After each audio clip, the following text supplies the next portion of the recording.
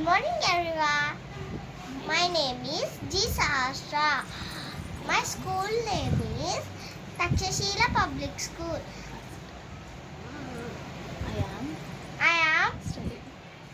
I am studying in first class, A section.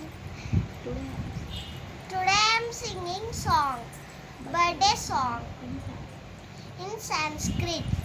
Janmadinamidam ai priya sake jantanotu te sarvada mudam प्रार्थयामहे भवशतायुषी ईश्वरः सदा त्वां च रक्षतु पुण्यकर्मणा कीर्तिमर्जय जीवनं तव भवतु सार्थकं.